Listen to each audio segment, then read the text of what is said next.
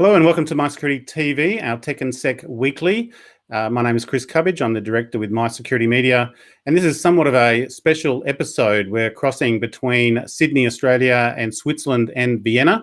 We're going to be joined by Algirde Pipikaite. I've got to say her name correctly. She's the lead strategic initiatives at the Centre for Cybersecurity with the World Economic Forum.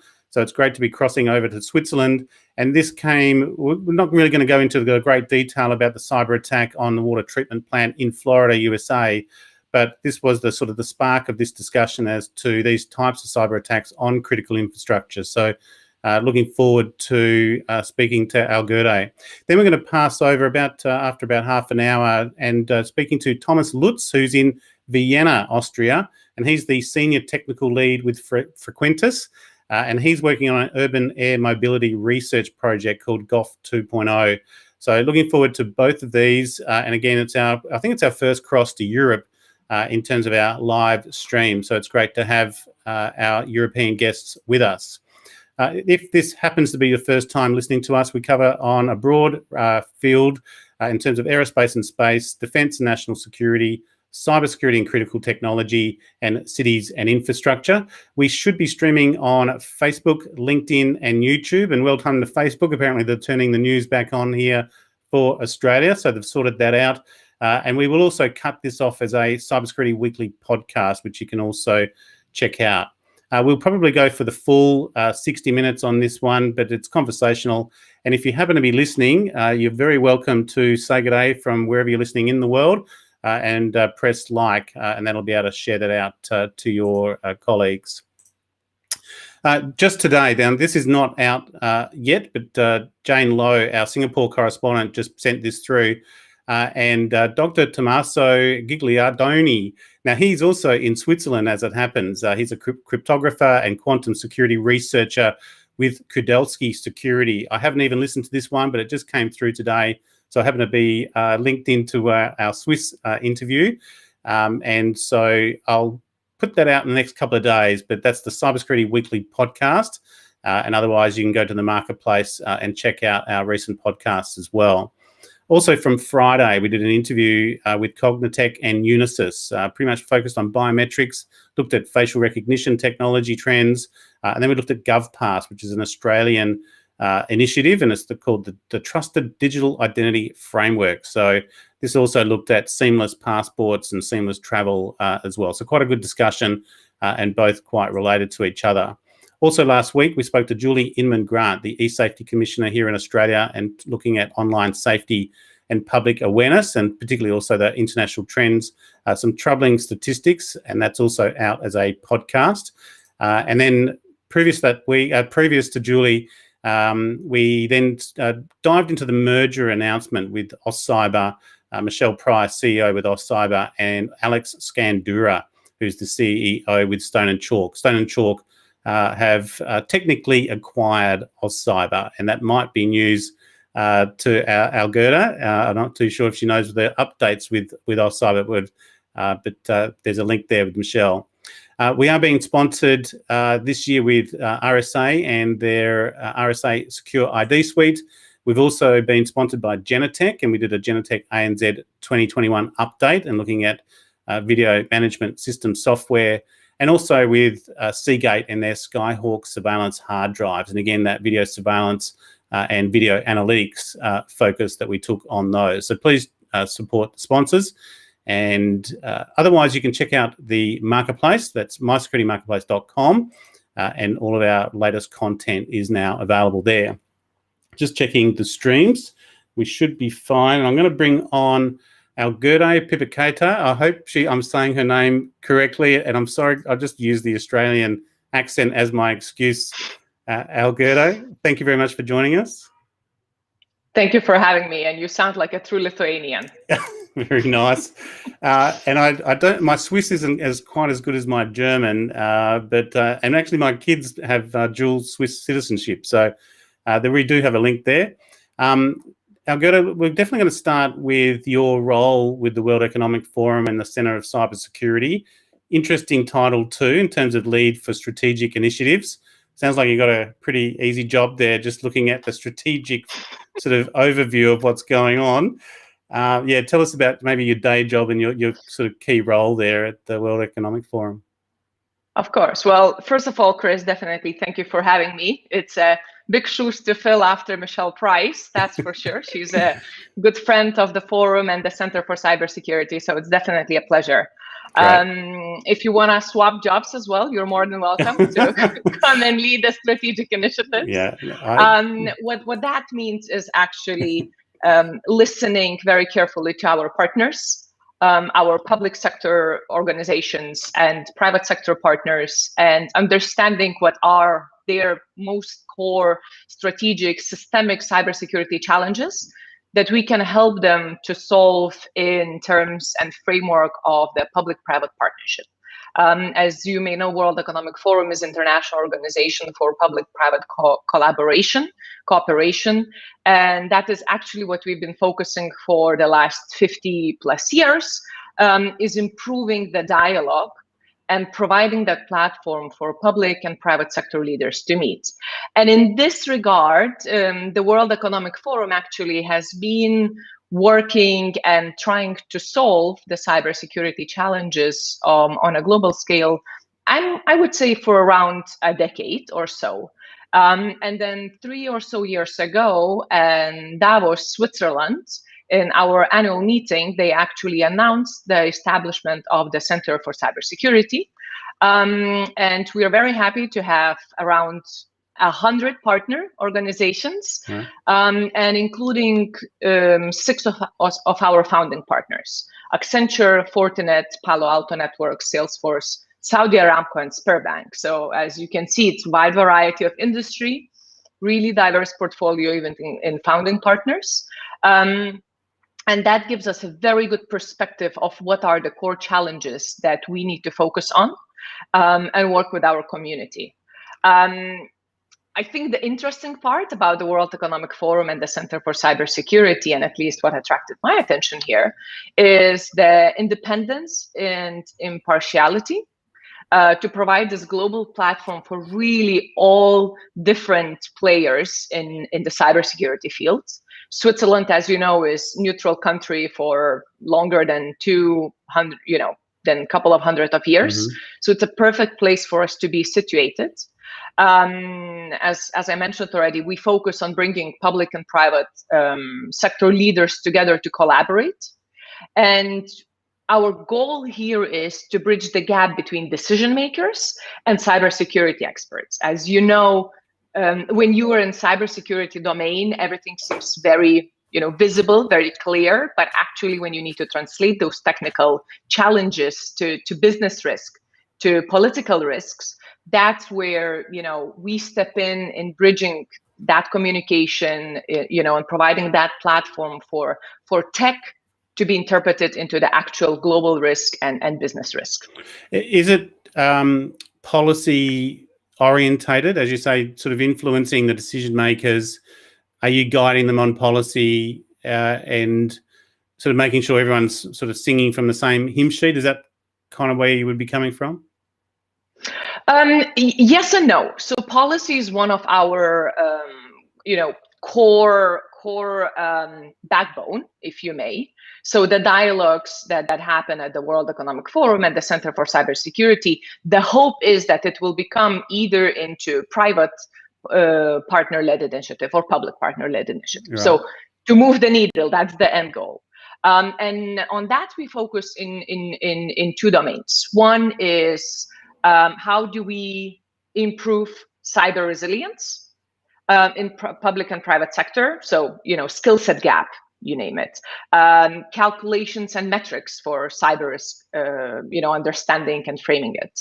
And on the other hand, we are looking into upcoming new technologies: AI, machine learning, quantum, cloud, not so new, but still what are the challenges, and how those technologies will be shaping the future of cybersecurity into terms. One, from offense: how will hacking be changing when you apply AI, when you apply machine learning? How quantum will be, basically diminishing our security by not allowing us to encrypt anymore the way we are encrypting right now? And how should we be meeting those challenges on the other hand, and how should we be rethinking defense in terms of new technologies? Well, I suppose the reason I reached out was based on following the cyber attack on the Florida water treatment plant, and it's not a unique scenario, and we saw some of this similar activity in Israel last year. So there's a couple of questions there. Is the trends that you're seeing, and also the World Economic Forum Global Risk Report. So it's not like this was not. I think cybersecurity is number 4 on that list this year, and it's always been at that top sort of level. What are the trends? Because from what I see, things certainly aren't getting any better. We're also off the back of the SolarWinds supply chain attack, and we're yet to fully understand the outcomes of that as well. And there's a lot of dialogue, in this space as well. What are those key trends that you're observing, and those vulnerabilities that may be not getting fixed or not changing fast enough? Well, maybe rather not changing fast enough, as you know, especially when it comes to critical infrastructure, because we have so much, old infrastructure that has been put in place, many years ago, and that legacy system is very challenging to update and very expensive to maintain. I think 2 observations that I have seen in the last couple of weeks in the framework of the Florida water management attack. One is we are only as strong as our weakest link is, and as everything is becoming digital, and as this digitalization is actually blurring the line between our physical and digital domains, the ecosystem is only as secure as any of the connected weakest points. So we definitely need to focus on securing those, on rethinking what legacy systems we want to keep, what legacy systems we want to replace, and then budget items of how we're going to find that money. That is one observation. Second one would be, and that is more on a societal level, if I may. Cybersecurity attacks on utility companies, cybersecurity attacks on any physical thing, automobile, airplane, ship, water management system, actually brings people's or catches people's attention, because suddenly from this hypothetical cybersecurity breach, where normally we are so used to see like, oh, well, another personal identifiable data was leaked. Okay, so what?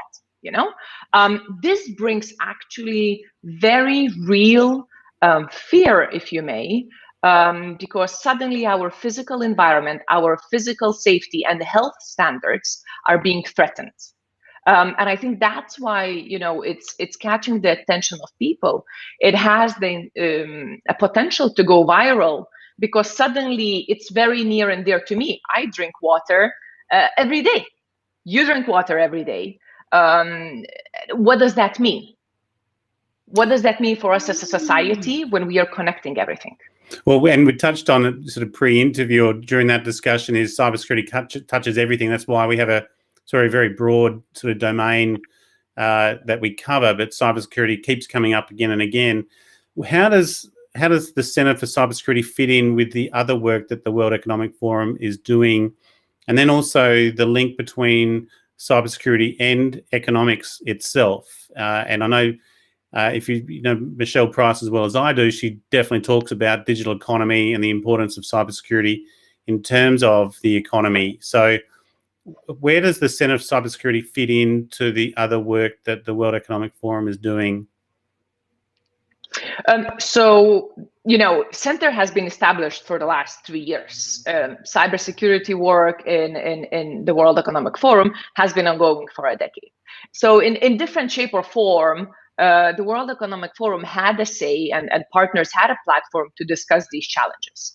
And that makes me, very relieved when the center has been established, they built a really strong team. A broad spectrum of experts have been brought in, and then we kind of centralized our work. But at the same time, cybersecurity is like octopus. If you take the Center for the Fourth Industrial Revolution that is based in San Francisco, actually we are working very closely with our teammates in San Francisco, because there they think of design of products, of the future of principles of AI, of machine learning, of quantum ethics.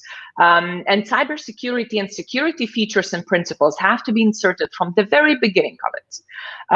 I personally led a project for almost a couple of years with the investment community here at the World Economic Forum.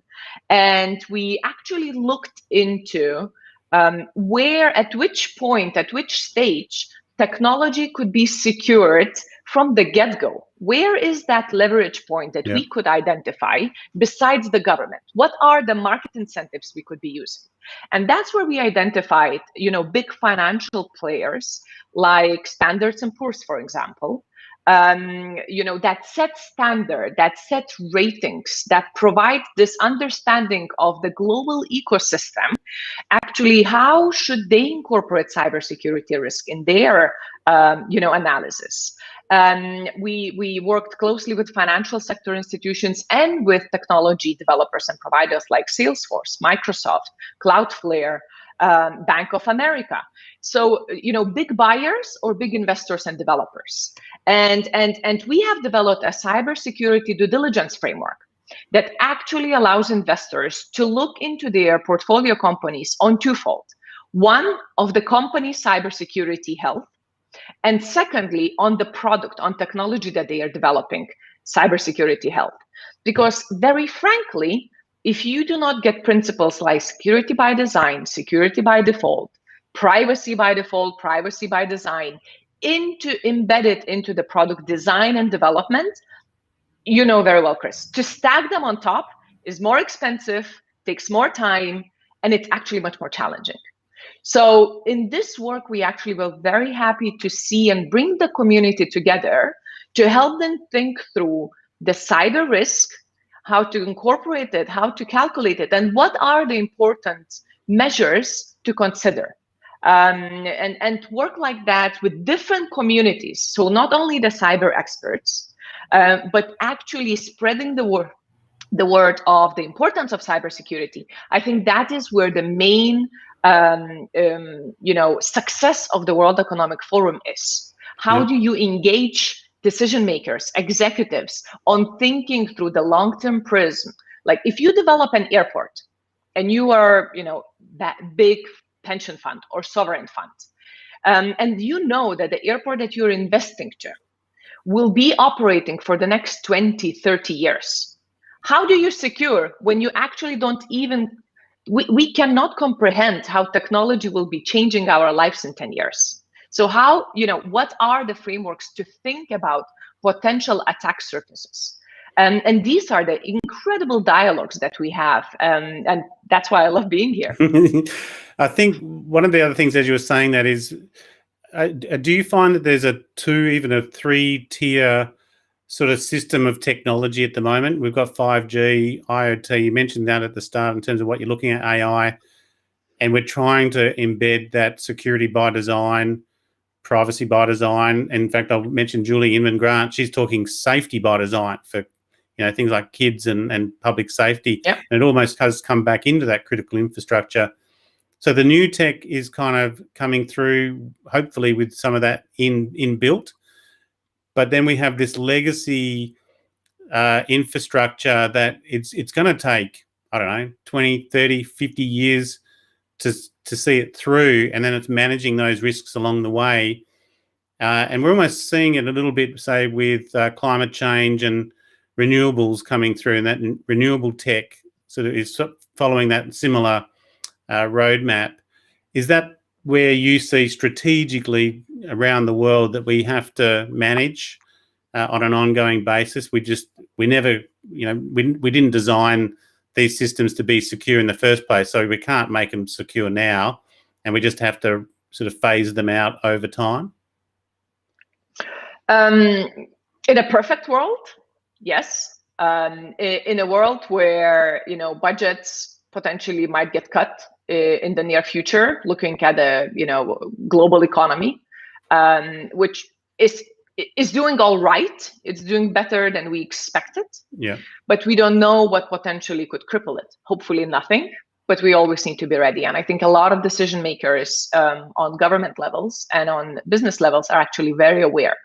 Now, to answer your question, I think it's very fitting to mention the COVID-19 crisis that we are still undergoing. I know in Australia, you've been managing that pretty well, but it's also very difficult to enter your country, and you're very far away, so it's much easier. Yeah. When you're mishmash in Europe or in the Americas, it's much more difficult to actually completely shut down borders. So this will be continuing on. Now, there is opportunity in every crisis, and at least in cybersecurity, I definitely see that this was a massive opportunity for cybersecurity executives. At first, budgets were massively cut. But then because a lot of boards and C-suite realized that suddenly we are so dependent on all our digital infrastructure. And I remember back in March and April last year, we were joking around that every organization had a 5-year digitalization plan that they had to implement in 2 weeks. And I think that's where cybersecurity had a chance and still has a chance to catch up. Now, twofold pain points that we see exactly what you said: new technologies and security in them, how we're going to embed them, and then the legacy systems. Legacy systems to public and private sector actually cost currently around 80% of their technology budget spending just to maintain and secure them. 80%. So that means only 20% of budget is allowed for new tech rollouts, for product developments, for those security features to come in. From that perspective, I think the features or the principles that will be standing out in the next couple of years, and from what I see and what experts observe, are two.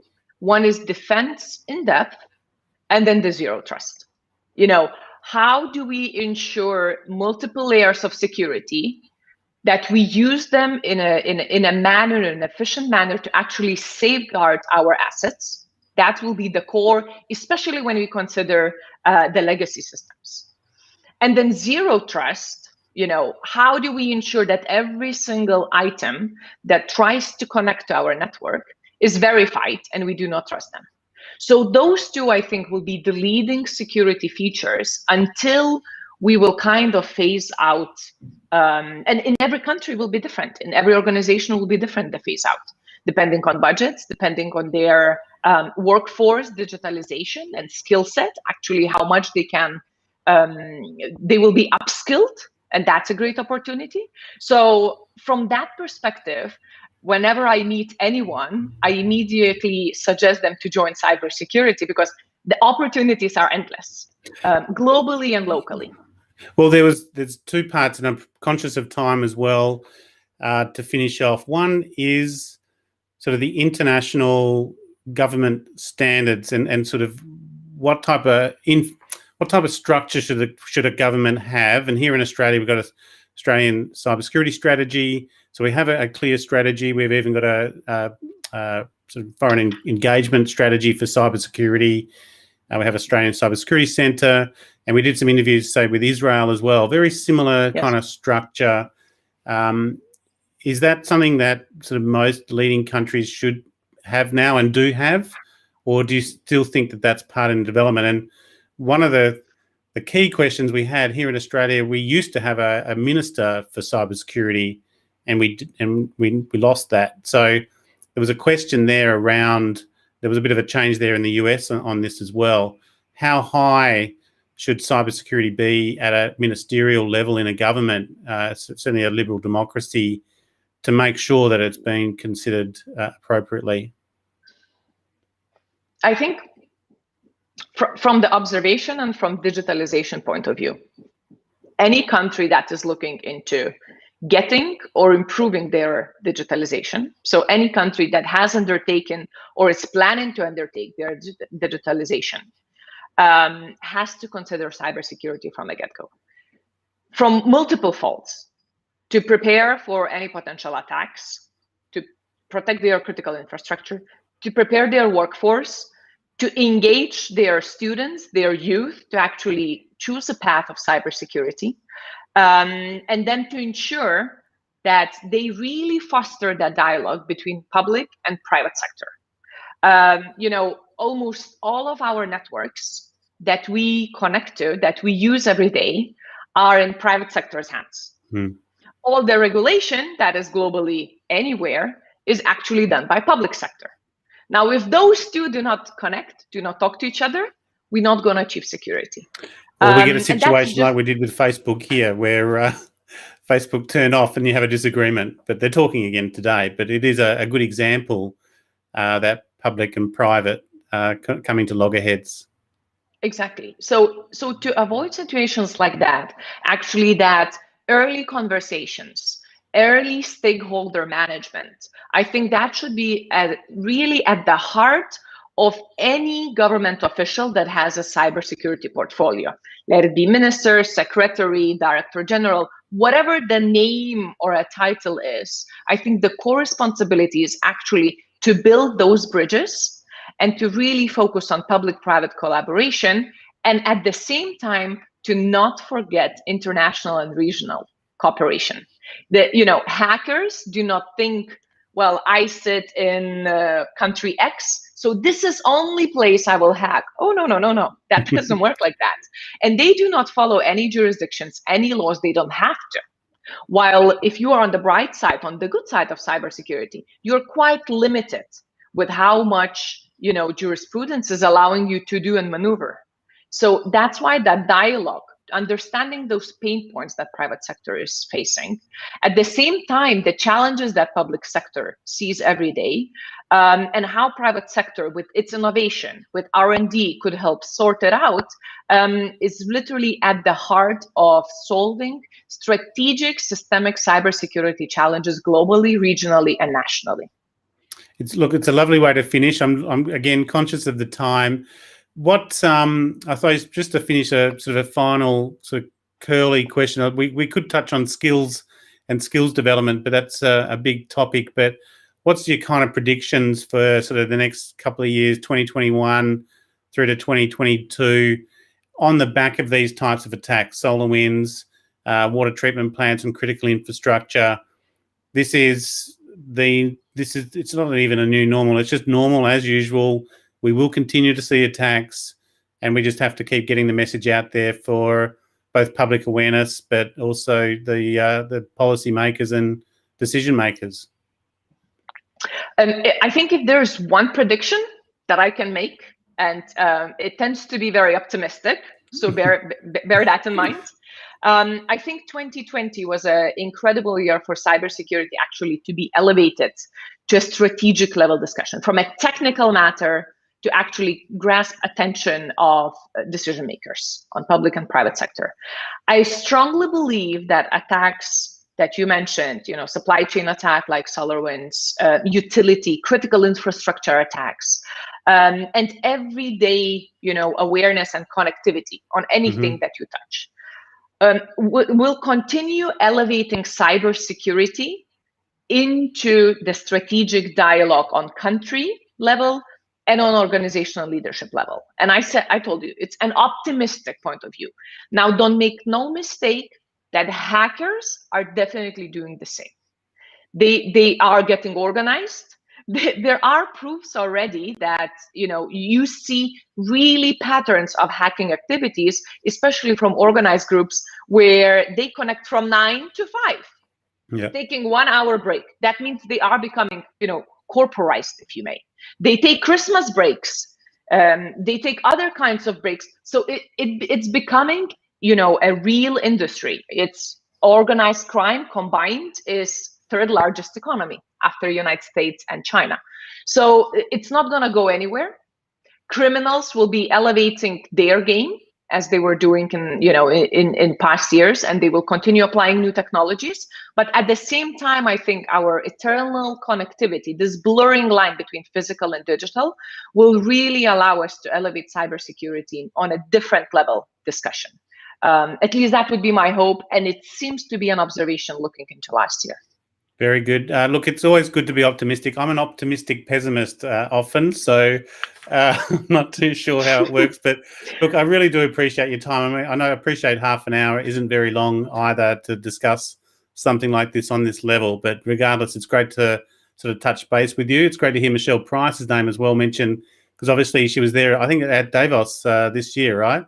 Or the GA? She was at Davos. She was in our annual meeting on cybersecurity. She is... Yeah. We are holding her hand, she's holding our hand. So it's great to be friends with Australia, that's for sure. Very good. And it's good to know that Australia had a seat at the table as well. So look, and apologies if I'm not getting your name right. I'm going to give it another crack. Algirde Pipikaite. Brilliant. Thank you so much, Chris. And you're just being nice. Have a good evening, I guess. It's evening for you, yes? You're the lead strategic initiative, Centre for Cybersecurity with the World Economic Forum. Lovely to meet you, and I'll let you enjoy your day. Lovely meeting you too. Thanks, Algirde. I'll put you backstage. Bye-bye. Appreciate it. Okay, that was very good, very insightful from a high-level strategic viewpoint as well. And as we mentioned, AustCyber had a seat at the table there. I think it was on Davos earlier this year. And we'll have some links in the show notes to that type of material. And Squadron Leader Sabashi, g'day mate, how you going? Thank you very much. Now we're going to move straight on, given it's 7:30 p.m. here in Sydney, and we're going to be joined by Thomas Lutz, Senior Technical Lead with Frequentis. Thomas, thanks for joining us. Good afternoon or good morning, 9:30 here in Vienna in Austria. Beautiful. Hopefully it's nice. It's not too cold up there, I hope. Imagine it will be. Sunshine, but coldish, above Nice. Zero at least. Yeah. Very good. Look, it's definitely vino time here for me. So we're going to take you through to the top of the hour at least. And something we run a drones and robotics channel called Drastic News. We also have a Smart Cities channel as well, Smart City Tech. So we've covered drones quite a lot and anti-drone technology as well. So I'm really looking forward to what is happening in Europe. This looks like there's like 13 partners involved in this particular project, and it's a big one. So a bit like cybersecurity, and there's a bit of segue there for cybersecurity, I noticed in your message, but it's a big topic. So we'll do our best to cover as much as we can in 30 minutes and hopefully keep the audience wanting more. But yeah, talk us through GOF 2.0. GOF 2.0, exactly. And 13 partners means that I talk you through, but there's a lot of companies, people, organizations doing the work together with me, or actually I'm doing the work together with them. I'm a work package lead, which means that I'm responsible for the one of the more technical work package in such a project. I'll share my screen so that I can show you what we're actually doing. Go for it. And for the sake of flipping through fast, I'll just take the easy approach and use the PowerPoint directly. And I'll just turn that off. I assume you can see it. Yeah. It's always easier to show some images. So GOF 2 kind of says there has been a GOF 1, and this is pictures from the first project. Actually, this took place 2 years ago. And right in the middle, you can see why we are doing it. Why? Flying, and actually flying PVLOS. That's the big game that will be like shaping the next year. PVLOS, beyond visual line of sight, is that one thing that will really move things forward in the next years.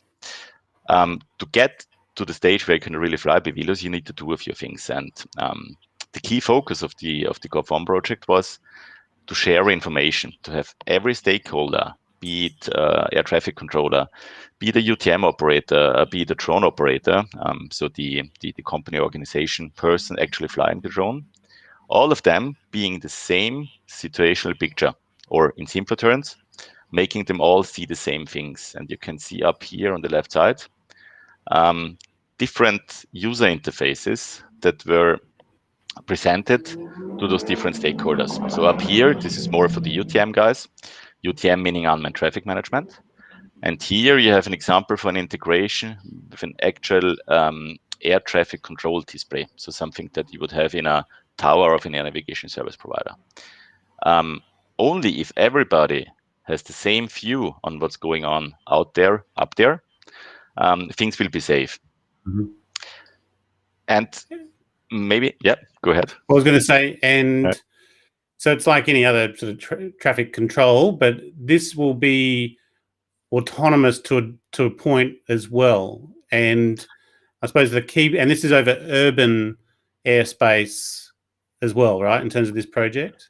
Yes, and that's now the new one, moving on to urban airspace. This project here had a few flights. We've got some examples here. I'm not going to walk through, but we did things like flying with the police down already.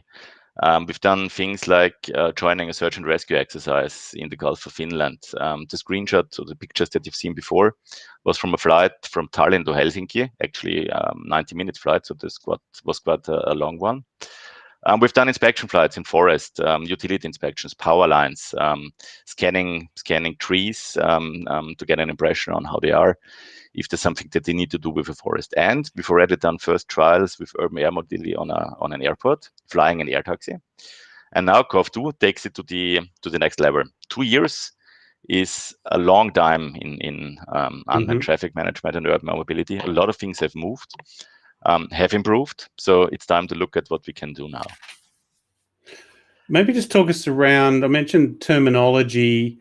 What is some of the key terminology here? And again, what's the type of terminology going to be used with the public for public awareness on these platforms as well? So I'm using the architecture to walk through the terms and some of the abbreviations. The key part, and that's why we're doing all of this, is the end user. You can see it here. End user means you and me. Depends on, let's just imagine you get married, you want to have pictures or video stream of your wedding. You as the end user would maybe hire somebody who would complete that mission. End user could as well be a large company trying to look for surveys from building sites, from infrastructure. Anything that needs to be done in real world and could be done by drones is ordered by an end user. So that's actually the driving factor in this whole ecosystem. UAS and UAM operator, that's kind of the next one in the chain of things. UAS, unmanned aerial system. It's not only the drone.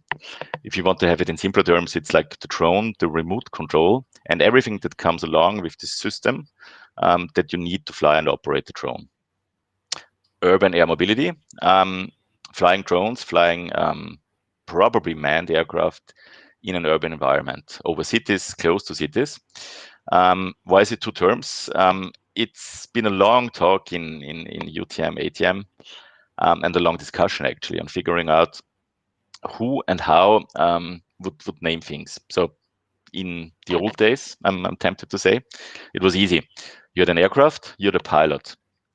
A drone still has a pilot, but the pilot is on the ground. It's not in the air anymore.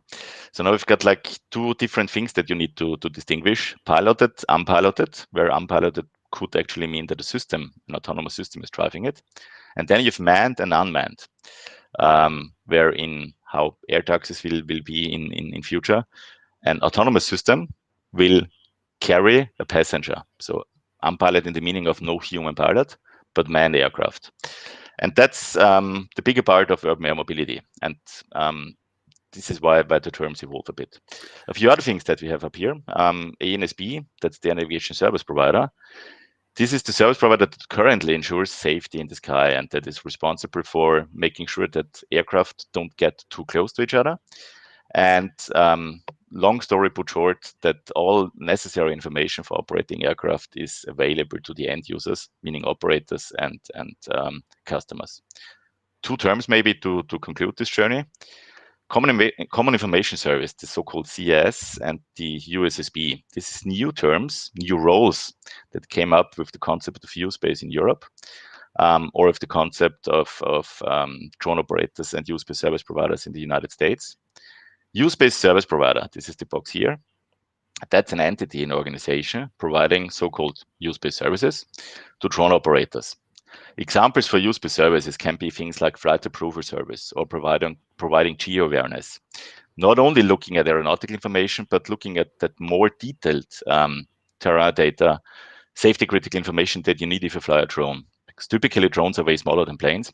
So you sort of need additional information to safely operate the drones. And this context of hosting operators in the sky, this is the job of the USSP. So they're basically monitoring the skies all the time, and then drone operators can come in and fly their drone and be guided by the USSP, right?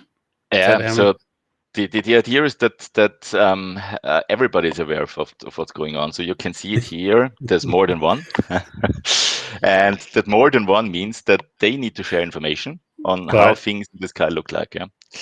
And is that a potential kind of business opportunity? That's an area that we will see more of.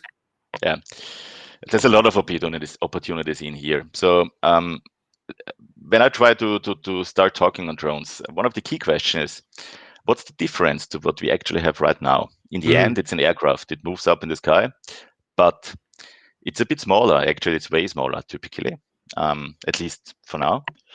And it's way cheaper to acquire, and it's probably easier to fly.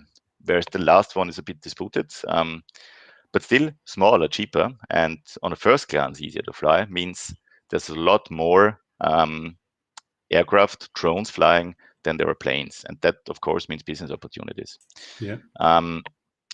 It's not only a business opportunity for use-based service providers. It's important to mention the other type of service providers, the so-called supplementary data providers, offering new services that are specific to drones for now, like network coverage. Drones need connectivity to really excel and to really perform very well. You need different types of weather forecasts if you want to take drones into town. You need to know, can I fly close to this building, or can I fly close to those trees, or is there some local turbulence? Things that typically of no interest to a big plane might very well do a lot of harm to a small drone. So supplementary services together with the use-based service providers, that's going to be a huge market in future. And things like avoidance technology, how critical will that be for this, particularly for the regulators? And maybe can you point to the regulators on this? Yeah, the regulators would be over here, the authorities. Yeah. So maybe it's time to move to different deck to this one here. And you did mention, and sorry, Thomas, you did mention cybersecurity before. Yeah. Where in that architectural design do you think that is? Because cybersecurity will need to be embedded in pretty much all of those layers. Exactly. In any of the boxes, in any of the connections. So maybe to stay here for a while, yeah, you're right. There's different organizations, entities behind. This is not one big monolithic system provided by one organization or industry company. Every USSP in the game will be its own organization company. Drone operators, tens of thousands, 100,000s in future. End users, well, that's the general public, that's all of us. Supplementary data service providers, that could be telecom operators. At least in the project, as we said before, we've got more than 10 partners, and each of those partners has its own system in this system of systems. The connectivity between those systems, making sure that information is transported in a safe and secure way, that's essential, because if you have one node in this chain being intruded, being hacked, you need to make sure that no big bad things happen in a nutshell.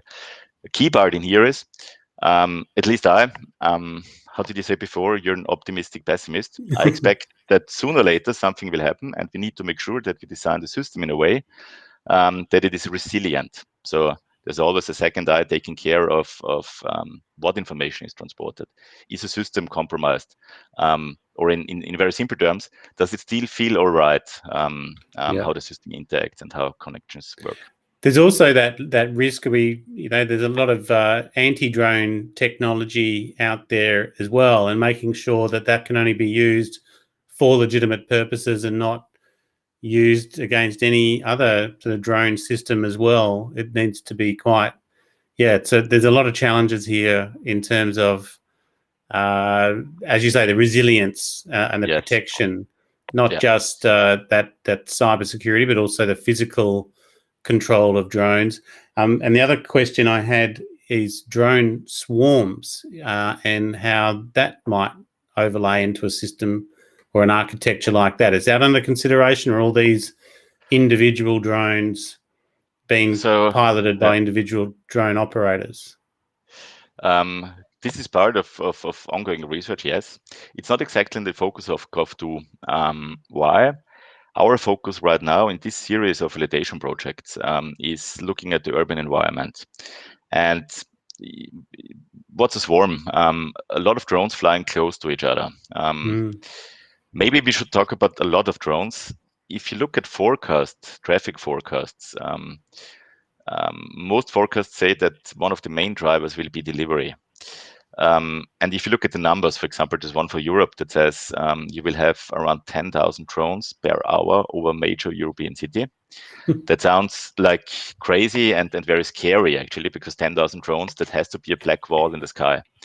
If you look at the size of an average city, and major European city means somewhere beyond 1 million inhabitants, 10,000 drones actually is not that much anymore. Yeah, I don't think we will see those black walls in the sky consisting of hundreds of drones, because there's just not that many of them, and there's enough space to get them sorted in. For GOF 2, the focus is more on getting things done safely and integrated, because in the city you've got different challenges. You have public acceptance, of course. You have local infrastructure. You need to take care of ground risk. That's a very big concern. Yeah. What happens if you better plan your flight in a way so that if you can, move very far away from critical infrastructure on the ground, and that could be power plants as well as public infrastructure, kindergartens, schools. Do you see? Yeah, and sorry to interrupt, but it's one of those things. Cities are a real passion of mine as well, and city design. Do you think it's going to create new thinking around the way a city is designed in the first place into the future, obviously? But Europeans, it's too late for you, but there are still some cities being built. How a city is built for that urban air mobility industry is an interesting concept. Yes, it is. Personal opinion, I hope it will, because there's a lot of sense in some of the use cases. Even though you have to lift things up in the air, so you have to add quite a lot of energy to overcome gravity. Overall, the energy and the green summary of things is not that bad. On the contrary, you would save a bit of traffic. You could save a lot of time, especially for things that need to be fast and in time. I see a lot of sense in doing those things, and you actually might save sooner or later. Speaking of decades, years, you might see sooner or later that actually traffic within a city will change. But that's still a real long while to go. Yeah. But initially, is it the dirty, dull, and dangerous kind of aspects that drones have traditionally been used for? Is that how you would imagine this to initially go?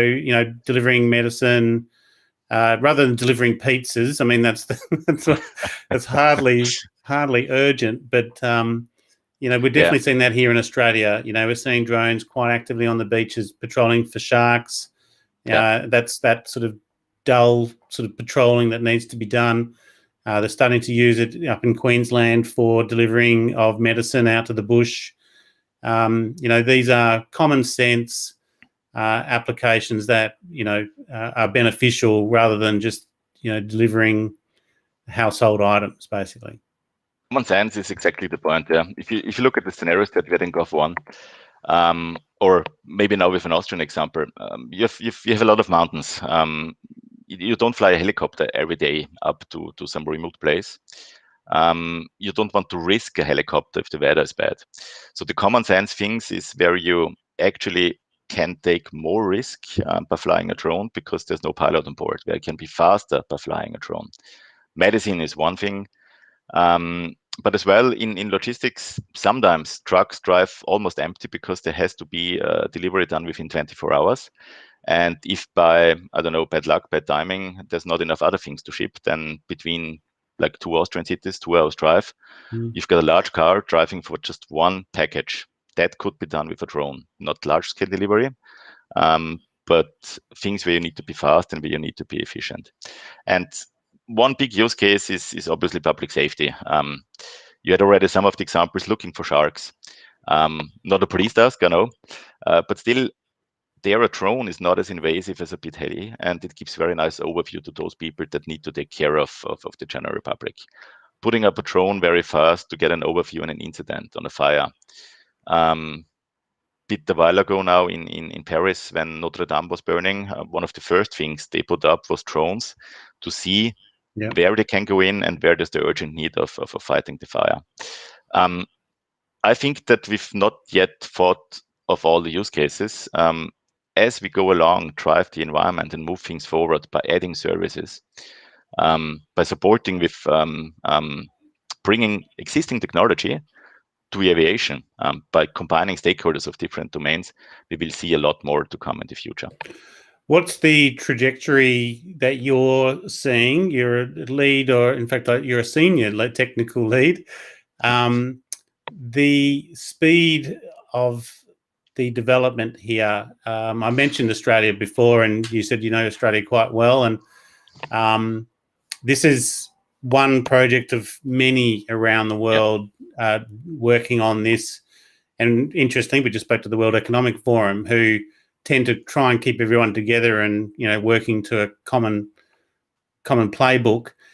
How is all this developing? Is, say, Europe going on its own? And I think we're using quite a bit of TELUS technology here in Australia too, which is French. So, I think there's a mix across sort of Western democracies, but India is also doing a lot in this space as well. Are we all working towards a common framework, or do you find these projects are commercially competitive to get these services ready to go and to market as well, or is it a bit of both, I imagine? Looking at the potential growth of the market, competition, of course, is one of the major drivers. Startups joining, looking at the business cases behind, it makes a lot of sense to enter the market. Still, you need to know a lot about aviation and the supplemental services that come with it. This is a slide, or actually an image from around 2019. Trying to sketch how U-Space, this concept of UTM and the ecosystem around, that's how they call it in Europe, how U-Space will evolve. You might notice there's no years here. Some say U4 will be 2035. Some say it might be earlier, or some say we will have U4 services like advanced connection to ATM, fully integrated services where aircraft and drones coexist in the same airspace. We might have not all the features already done, but there's two key messages here. You need more automation and you need more connectivity to go there. Is it the same all over the world? In the end, it has to be. It's still an aircraft, even though it's smaller, and doesn't matter where it flies, if it's US, India, or Australia, or Europe. How aligned is it to autonomous vehicle development too? Looks a little bit similar in terms of time frame as well. That technology, even sort of avoidance technology, autonomous control will be attuned. I mean, Teslas must be in this space somewhere.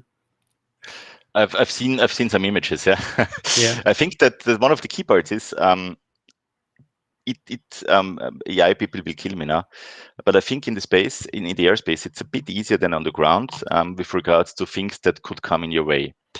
Still, you need to lift things. So CPU, processing, battery things, that's all things to consider on the way forward. And this is why we see concepts like U-Space, because you need to find a balance between ground-based services and airborne services. One of the ideas in increasing the level of connectivity means that you can actually offload computing from a drone down to the ground, because energy doesn't matter that much on the ground. It can be very cost and battery intensive to compute complex scenarios of detect and avoid maneuvers, tactical deconfliction. Sooner or later, with the involvement of battery management and energy management in total, we might see a move back up in the air. But right now, it's all about finding that sweet spot of what you can already do up in the air, how much data you can bring down to the ground in a reliable way, and creating a network of services, digital services, enabling BVLOS flights. And then it's also sort of system maintenance as well would also be a challenge. And I imagine that's another opportunity on maintaining, as you say, you've got 10,000 drones flying around the city.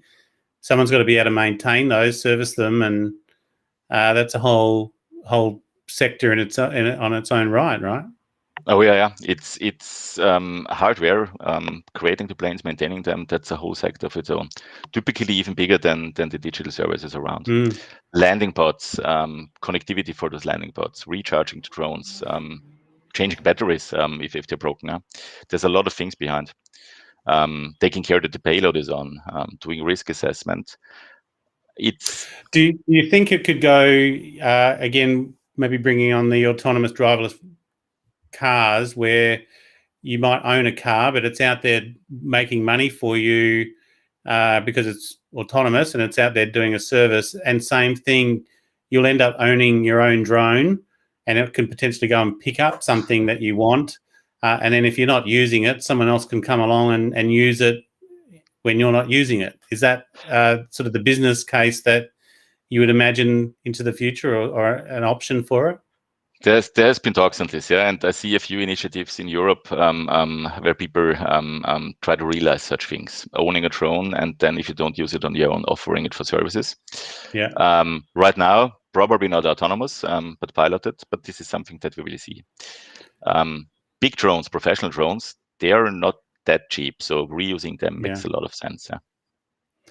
Well, look, it's a fascinating area. We've gone for the full hour. I've got about 10 other questions here as well. What was the other one? Last one I wanted. I can't read my writing now. You mentioned ground risk as being that first one. I've been following drones for a long time, and here we are, 2020. Are you surprised at where we're at, or is it's about right in terms of the projection, say from 2010 on how the industry was? I think we were slightly behind around 2017 in terms of where the industry is, but it seems to be really picking up quite rapidly again now. Where do you think it is in terms of its development? And then the game changes, 5G, battery power, and how you expect to see the next decade developing, much like sort of 3 or 4 other key industry sectors. It's just going to keep going off. Speaking for those partners that drive it, speaking for industry, so to say, and important to say, no offense intended. I think that industry is a bit ahead when you look at regulation. That's one key factor right now that we move on. If you look at the market, you can buy a drone for 10-ish K that can fly BVLOS. You can buy a drone for the price of a luxury car that can fly 7 hours endurance. If you look at what regulation allows, it's not so easy to take that actually into action unless it's military use. Going hand in hand with regulatory institutions, and that's a worldwide initiative, that will be the key driver in the next year. It's not technology. Well, okay, and that's the perfect answer. We have heard that, and we've mentioned we cover space as well, and that's a similar kind of line with them in terms of government regulation is moving too slow. And again, I mentioned that Queensland case example. They were really happy to be sort of underway, but they said it could have happened faster if government had been on board. How are you addressing the regulatory environment in your project? Is this where Estonia kind of comes in, and they're just forward leaning in that, and that's why this project is based in Estonia? So we have 3 ANSPs, air navigation service providers in Estonia is the program coordinator, so they lead the project, but there's Finland and Poland in as well. We do have an own work package that collects data, that creates a report after 2 years, and disseminates this to official institutions. We have Eurocontrol in our board. We keep in touch with EASA on updating them on results. So one of the reasons why we do this project, and this is funded by the European Union, is that they collect data and they get insights. So this is like a hand-in-hand approach, because I do understand that regulation is slow. It's not easy. You need to find out how things can work. There's a lot of uncertainty in there. And in the end, a regulation is something different than putting up technology. So that needs to evolve over time. And this is why we have this project. Yeah, no one wants to be held responsible if something happened. Look, I've put the link into our Drastic News channel and the actual media release that came through. What's your time frame on GOF? How long is this going to be going for? 2 years from now, from January. Oh, that's when you will be sort of flying around, right? First flights, famous last words, end of summer this year. Okay, nice. Yeah. All right. Well, look, we'll stay in and be an optimist on that. I don't want to be an optimistic pessimist if you're flying around a city. But yeah, I think best of luck. It's worth watching. And hopefully, Thomas, we'll have you back. Maybe once you start flying, I'll keep an eye out. But certainly at the end of the project. And I'm thinking we'll even kind of maybe bring a panel together. I might try and get sort of 3 or 4 of you from around the world together and kind of get you all together. It's a fascinating field, a lot involved, but obviously world leading as well. So absolute pleasure meeting you. Thank you for being here. And yeah, anytime, just let me know. Great. Is there any takeaways that you want? Is there any kind of closing messages? Otherwise, sort of just stay in touch. Stay in touch, look at what we're doing, and don't be scared. We're ready in a very mature technology. So if you move on like this, it's going to be cool. Well, is there some social media, like NASA's Perseverance has got its own Twitter? Are you doing anything like that? If you follow the SESAR project, you'll see all the projects there. It's not just GOF, there's more. And we all have our Twitter feeds. We have partially our own homepages. So if you start with the SESAR project, you'll have the whole of Europe there and can follow. Beautiful. Wonderful. Look, Thomas, it's late for me and you've got a full day ahead of you. So I'll let you go. Absolute pleasure. Bye. Thank you. Thank you very much. That was Thomas Lutz, Senior Technical Lead with Frequentis. They're in Vienna, Austria. Ciao. Thank you. Okay. Just balance that up. Very interesting. And we'll definitely be covering off more on our sort of drone tech as we finish off. Just as we do, the report of the day, CrowdStrike came out with their 2021 Global Threat Report today, and the number of ransomware attacks used for data extortion in 2020 by industry. And you've got industrials and engineering, manufacturing, general tech, and then retail leading the way. And the number of ransomware attacks used for data extortion in 2020 by continent. North America way out in front. That obviously includes Canada. Then you've got Europe, and Australia's not too bad. But yeah, definitely the US there on the number of ransomware attacks. So look, that's it from us in our marketplace. Check out our Cyber War Series T-shirts, and particularly the Russian Bear, the China Panda, and the Indian Tiger. Welcome your feedback on those. The feedback so far has been pretty good, but yeah, welcome to check them out. So that's it on our Tuesday evening and our Tuesday episode. We'll be back on Friday. I haven't got the final episode prepared to announce just yet, but we'll be crossing over to the US and a bit of a focus on the telecommunications sector as well. So good evening and thank you for joining Tech and Sec Weekly.